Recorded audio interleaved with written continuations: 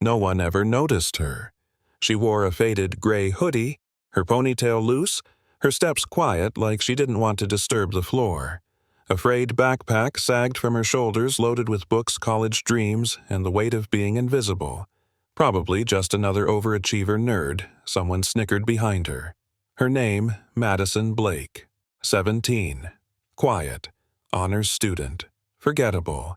Until 12 seconds changed everything.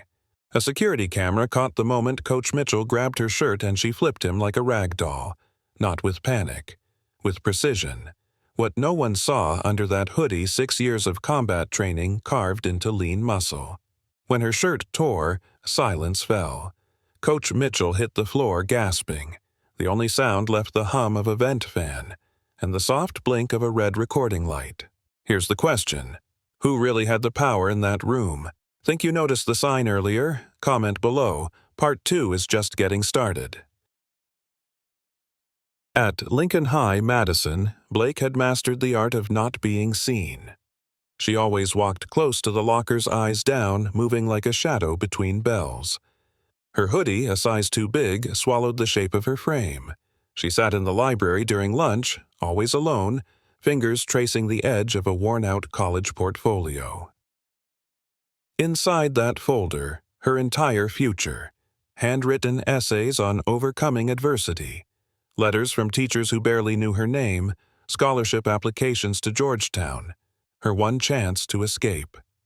At 17, Madison knew more about survival than most soldiers, and she knew the safest thing a girl could be in a school like this was forgettable. What no one saw were the faint scars across her knuckles earned in silent battles fought in MMA cages since age 11. But hiding strength comes with a cost, and someone was about to notice. And that's when everything starts to unravel. Part 3, coming next. It happened during fourth period gym. Coach Mitchell hurled a dodgeball across the court fast, hard, meant to humiliate. The room echoed with laughter until Madison moved. Not flinched. Moved. Her feet pivoted head-low body, turning just enough to let the ball whistle past her cheek. Not one wasted motion. Clean. Trained. Coach's smile froze. He watched her for the rest of class, arms crossed, eyes narrowing. Something about that reflex. Too sharp, too disciplined. Not normal.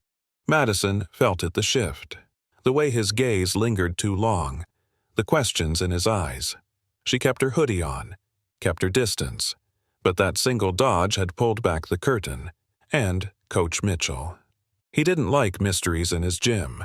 From that moment on, Madison was no longer invisible, and someone in power had just found a new target. By the end of the week, Madison felt it in the hallways in the gym in the way Coach Mitchell's voice softened just a little too much when saying her name. She avoided eye contact. He started showing up near her locker by coincidence, but it wasn't until she had to drop off a late assignment that she saw it. His office door was open. He was out, and in the corner, slightly ajar, was a drawer labeled Special Attention Students. Inside folders. Names handwritten in red marker. Ashley Chen. Sarah Johnson. Rebecca Martinez. All girls. All quiet. All gone. Her fingers hovered over her own file, already there 3 weeks in. A paperclip held a photo. It was her in gym class dodging that ball. That one move had sealed her place. Some files are just notes, others are warnings. Madison's was a blueprint. Friday, 2:47 p.m. The hallway buzzed with seventh period chaos slamming lockers' sneakers squeaking on linoleum. Madison kept her head down, arms wrapped around her scholarship portfolio like it might break. Then, Coach Mitchell stepped out from the gym doors straight into her path. "Blake," he called, voice slicing through the crowd. "You always in a rush or just trying to dodge me again?" She tried to sidestep. He moved closer. A moment. Then it happened. His shoulder accidentally clipped hers just hard enough. Her folder flew open. Papers, transcripts, essays, letters spilled like autumn leaves across the floor. Students slowed, but no one stopped. One boy raised his phone, then tucked it away. A girl whispered, "Don't get involved. It's Coach Mitchell." Madison dropped to her knees, hands shaking, eyes wide. Mitchell stood above her voice loud enough for everyone to hear. "This is exactly the kind of carelessness that concerns me." And then he stepped on her personal essay, left a muddy boot print across the word resilience. Humiliation wasn't the end game. It was just foreplay. Still kneeling on the dirty hallway floor, Madison reached for the last page her letter of intent just as Coach Mitchell leaned in. He didn't raise his voice this time. Instead, he whispered low enough that only she could hear, "Equipment room, 3:15. Sharp, we're going to have a little conversation about respect." Then he straightened, turned, and disappeared into the crowd. Her phone buzzed. A text from her mom, running late from therapy. "Don't wait up." Madison's fingers clenched around her papers. There it was, the setup, wrapped in authority, delivered in front of everyone yet hidden in plain sight. She stood slowly, eyes burning, heart racing. This wasn't new, not to her. Another town, another school, another man who thought quiet girls were easy targets. But this time, she wasn't 14 anymore. And she wasn't walking into that room unarmed. At 3:15, someone would learn the hard way that silence doesn't mean surrender. 3:03 p.m. Madison sat alone in the back row of her chemistry class. The equations on the whiteboard blurred into static. Her mind was somewhere else already down the hall, already at the door. She checked her phone. 17 missed calls, all from Coach Renee, her MMA instructor. She couldn't call back, couldn't explain. Instead, her thumb slid into her hoodie pocket, finding the small metal disc sewn into the lining a mic. She tapped it once. A soft vibration confirmed recording activated. Then came the backup phone camera auto-upload enabled. Emergency audio app live streaming to a hidden cloud drive. Not this time, she'd learned. Evidence is power. In her head, she replayed techniques, breathing, distance control, exit points. This wasn't paranoia, it was protocol. At 3:10, she stood. Her chair didn't make a sound. Because walking into danger is one thing. Walking in prepared, that's a different kind of strength. 3:14 p.m. Madison stood in front of the equipment room door. The hallway behind her was empty. Too quiet. Her pulse ticked in her ears as she turned the handle. The door creaked open. Inside stale air, the sharp tang of sweat rubber mats stacked against the walls. Coach Mitchell stood with his back to her, rearranging volleyball nets with deliberate force. "Punctual," he said without turning. "I appreciate that in a student." She didn't step further in. Instead, she scanned the room exits, spacing blind spots. Years of training, mapping every corner in seconds. "You wanted to see me?" she asked, voice calm. "I wanted to discuss your behavior," he said, finally facing her. His frame filled the only doorway. He smiled, but it didn't reach his eyes. And Madison knew this wasn't a meeting. It was a test, and Coach Mitchell was about to fail it. Coach Mitchell stepped closer. 3 weeks now, he said, tone casual, too casual. "I've been watching you." Madison didn't move. Her stance stayed centered, balanced. Calm. That dodgeball stunt, most girls flinch. You moved like someone who's been trained. Her fingers tapped the side of her thigh twice. A rhythm. A reset. "Stay grounded. Don't let him control the space. I just have good reflexes," she replied evenly. He chuckled low and dry. Reflexes. Or combat conditioning. Madison said nothing. He stepped closer again, too close. The smell of cologne and stale sweat hit her all at once. He was testing boundaries. Not physical yet. Psychological. And then came the pivot. "You've been pretending," he said softly, hiding behind those baggy clothes. "I think it's time someone reminded you what happens to liars in my school." Mitchell thought she was cornered. But Madison had just identified his first pressure point, ego. Madison's gaze flicked to the corner of the room. A metal filing cabinet, age-dented left, slightly open. Folders inside. Names written in red Sharpie. Girls' names. Ashley Chen. Rebecca Martinez. Sarah Johnson. Each one sparked recognition. Quiet, bright, gone, transferred, disappeared, forgotten. Mitchell followed her eyes. He didn't flinch. "You're not the first," he said like it was a compliment. "But you're definitely the most interesting." Madison felt her throat tighten, but not with fear. With fury. Her name was already on a tab. A photo clipped to the file her mid-dodge mid-air, labeled Potential Risk. He'd been documenting her, just like the others. She looked back at him. His smile widened.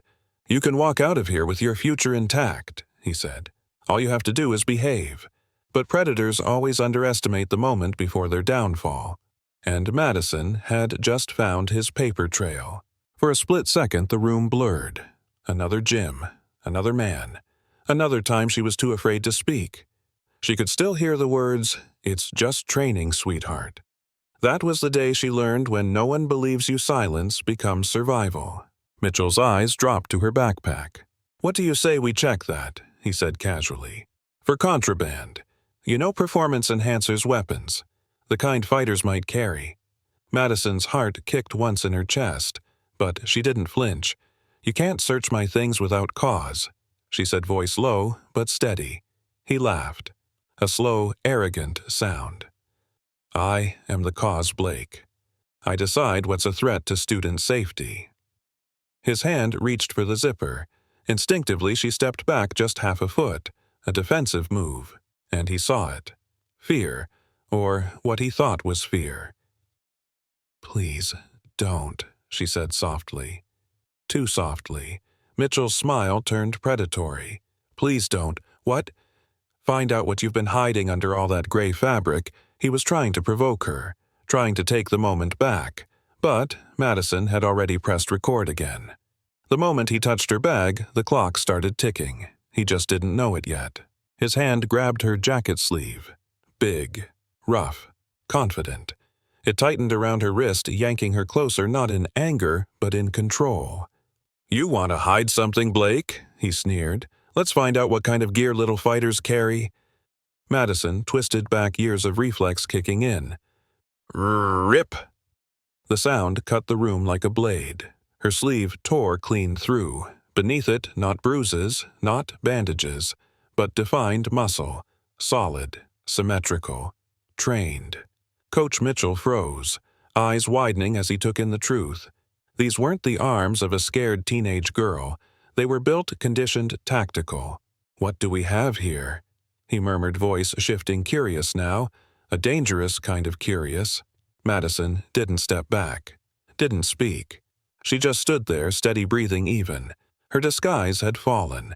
But so had his advantage, and, for the first time, he looked uncertain. Madison straightened. Her shoulders rolled back, deliberate.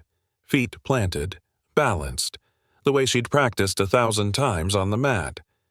"I'm not hiding anything," she said. Voice clear. No tremble. Her heart pounded. Part of her still wanted to run, to fold, to disappear, but then she remembered the essay mud-streaked on the floor. This time, her silence wouldn't save her. "My name is Madison Blake. My father's in Special Forces. I've trained in mixed martial arts since I was 11. Coach Mitchell blinked. His mouth opened, but no words came. "I'm not afraid of you," she added. "Not because I'm tough, because I'm ready." Her hoodie sleeve hung in tatters, but she didn't pull it closed. She let him see, let him feel the shift. For 3 years, she'd played invisible. For 3 years, he'd hunted girls who stayed quiet. But the silence was over. His voice cracked, forced Nice Bluff Blake. She smiled. "You'll wish it was." The predator had finally met someone who didn't run, and that changes everything. Coach Mitchell took a slow step forward, but Madison was already moving. Not away. Forward, just enough to reclaim space. "You think anyone's going to believe you," he said, trying to find his old tone. "I'm Coach Mitchell. I run this place." Madison reached into her pocket, pulled out her phone, tapped the screen once. "You don't have to believe me," she said. "You just have to believe the evidence." His eyes flicked to the blinking red light on the upper corner. The security camera. then back to her phone, now displaying a live cloud upload. File name, Mitchell, Confession, Audio 1, MP4. The room went still. No more posturing, no more grin. For the first time, Mitchell looked exposed. "I've been recording since 3:05, Madison added. Audio, video, location stamped, backed up in real time. Predators fear exposure more than any punch, and she'd already landed the first blow. Silence stretched between them long enough for Mitchell's mask to slip. Then, desperate to reclaim control, he lunged. Too fast, too clumsy, too late. Madison didn't move back. She shifted, half-step, pivot, reset her stance. His hand reached for her shoulder, but she turned with him, redirected his weight, not resisted. Momentum, leverage, precision. Crash! Mitchell slammed into the stacked equipment shelves, volleyballs and mats raining down around him. He staggered back, red-faced, gasping.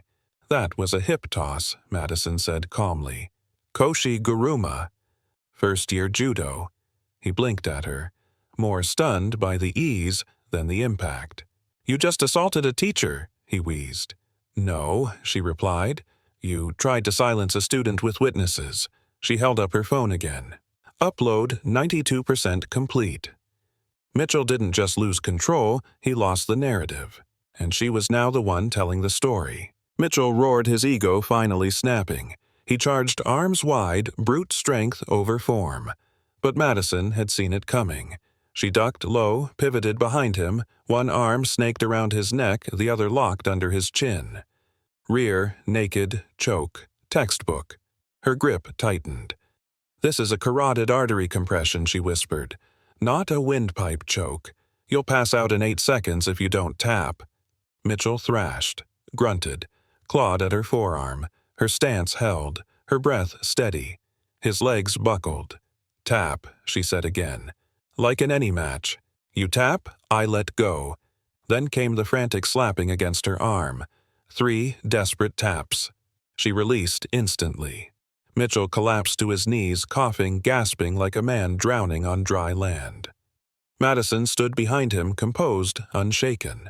The fight was over, but the reckoning was just beginning. Bang! The equipment room door burst open.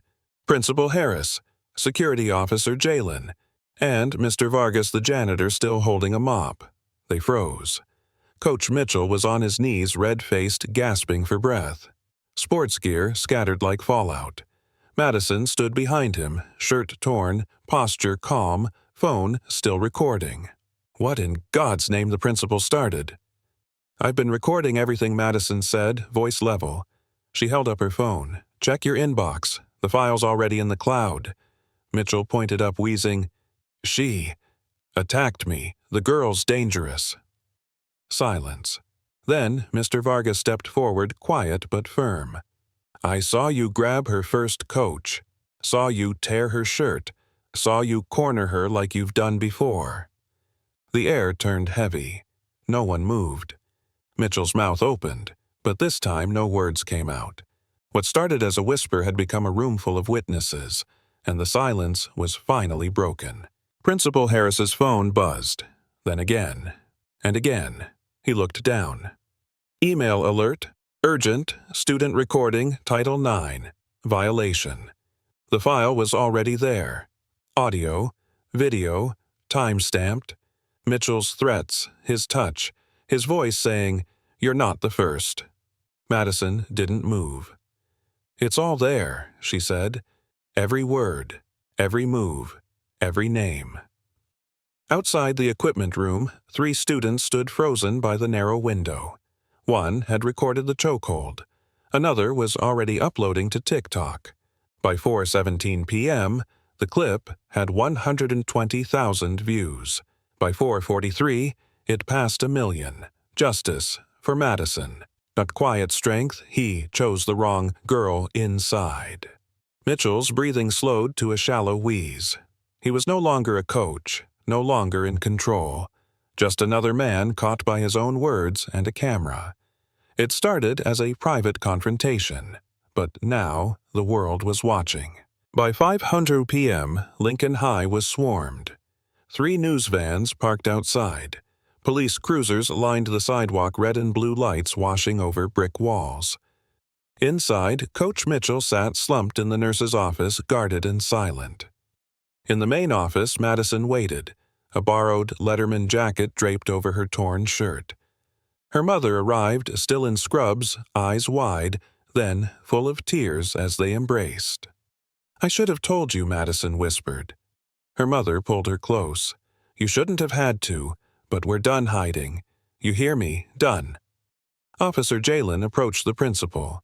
"This isn't isolated. We've been watching educators like him for years. He just became the star witness."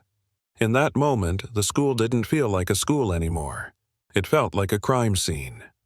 The institution that protected him was crumbling from the inside. 7:00 p.m., an emergency school board meeting.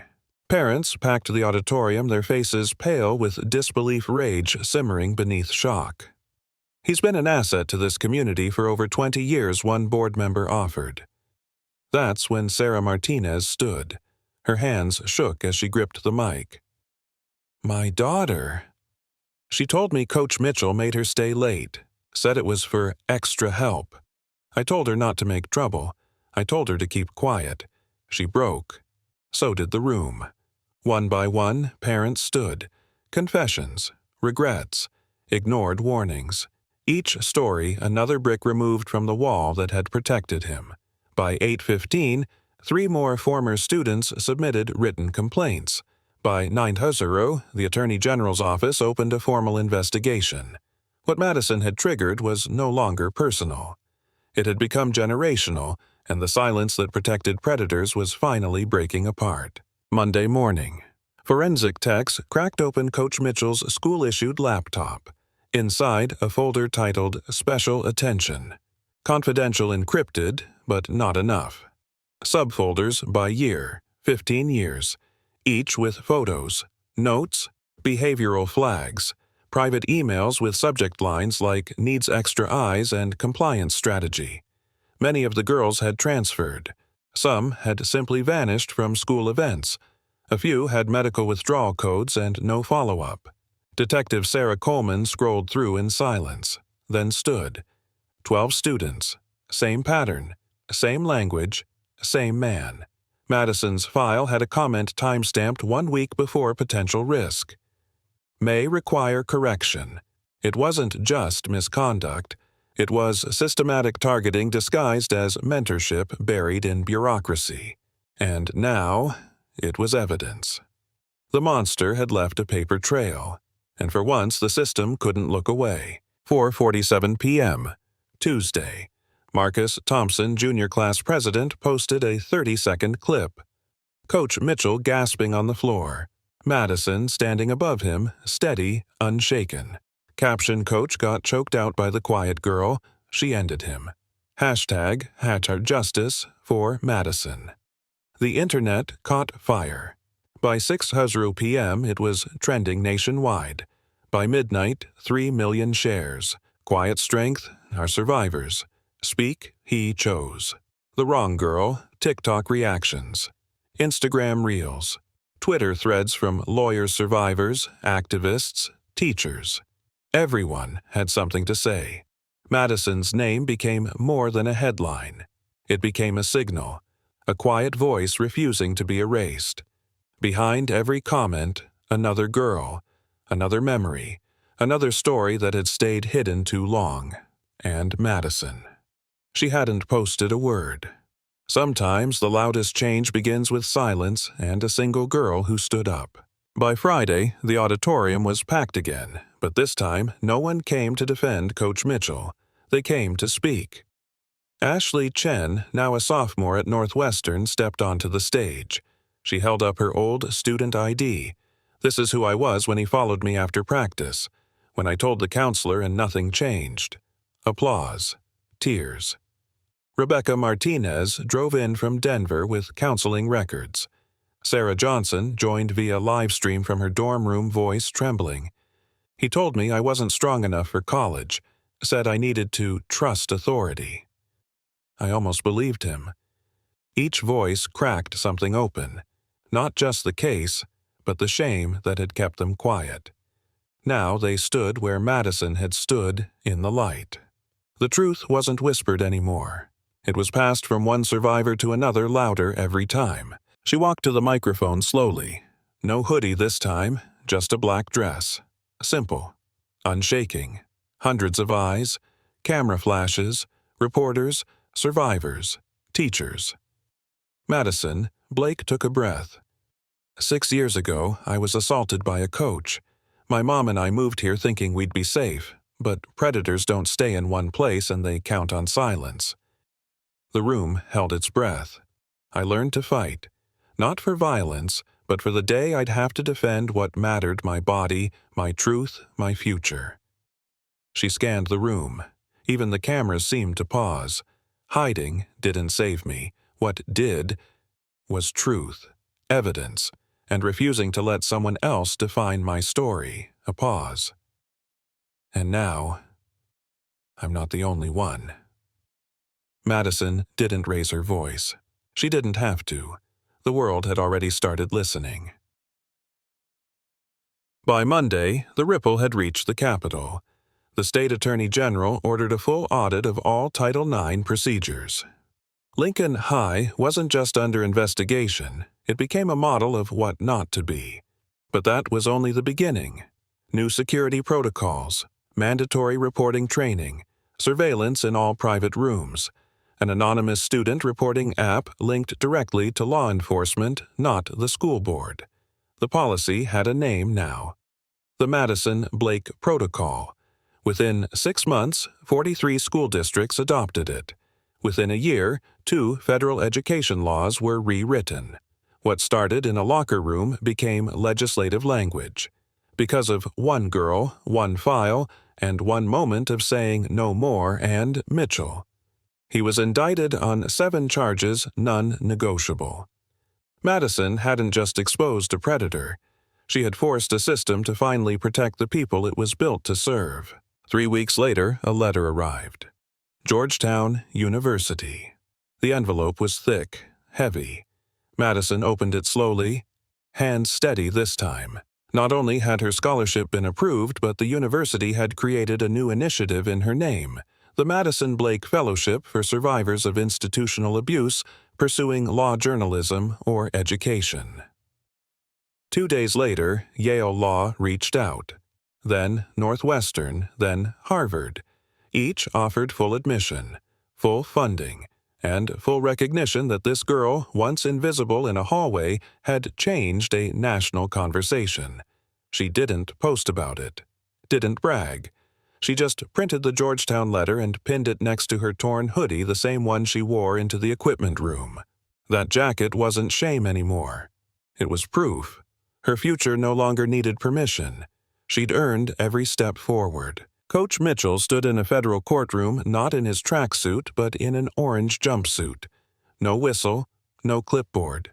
Just charges stacked high and undeniable. Sexual harassment, assault, witness intimidation, abuse of power, deprivation of civil rights. His attorney called it excessive force by a trained student, but the jury watched the footage, saw the folder, heard the words, counted the victims. 15 young women testified. Madison sat in the front row, quiet, calm, unshaken. When the judge finally spoke, her voice cut like steel. You used your position to prey on the vulnerable. You betrayed your oath as an educator. You are hereby sentenced to 8 years in federal prison. Mitchell didn't look at Madison. He couldn't, because even he knew he hadn't been defeated by violence, but by evidence, and a girl who refused to stay quiet. They called it the Madison-Blake effect. Within 18 months, 43 states adopted her protocol. Hundreds of schools installed third-party reporting systems. Title IX, enforcement gained federal oversight, but that was just policy. The culture began to shift too. Students, girls and boys started filming, started speaking, started saying, "I saw what she did. I can do it too." Madison used part of her settlement to launch a foundation, Quiet Strength Legal, providing legal aid for student victims nationwide. By year 3, they'd helped prosecute 47 educator predators. And Madison. She didn't want statues, didn't want a school named after her. What she wanted was for no student to ever feel trapped again. And every time someone pressed record, every time someone said, "This isn't okay." Her legacy echoed. Not in her name, but in every voice that refused silence because she showed them how. 5 years later, Madison Blake stood before the United States Supreme Court, not as a survivor, as a third-year law student arguing a case that could affect millions. Her opponent, a polished attorney defending school districts. His claim, new safety protocols were too invasive. Justice Helena Rodriguez leaned forward. "Ms. Blake, some say these regulations go too far, that surveillance in schools might do more harm than good." Madison didn't blink. "Your Honor," she said, "the burden of creating safe schools can never outweigh a student's right to learn without fear. Surveillance didn't silence me, it saved me." She pointed upward to the evidence that had once saved her life. A camera caught him. A microphone caught the truth. Silence protects predators. Systems must not. The courtroom fell still. Then Justice Rodriguez nodded. Unanimous ruling. Precedent set. Madison had once fought for her future. Now she was protecting everyone else's. 10 years later, Madison Blake stood once again in the equipment room at Lincoln High. But it wasn't an equipment room anymore. It was the Student Advocacy Center, its walls lined with photos of survivors who found their voice after she found hers. Above the door, "Quiet Strength lives here." She looked around, familiar bricks now painted warm. New locks, new lights, new rules. A class of peer advocates sat cross-legged on the floor. Some wore bracelets with her initials. Most just watched in silence. She took a breath. "I thought silence kept me safe," she said. "But silence only keeps them safe." She held up the old hoodie framed, now torn sleeve and all. "This isn't where my story ends. It's where yours begins." Some revolutions don't begin with noise. They begin with one girl standing still and the world finally listening.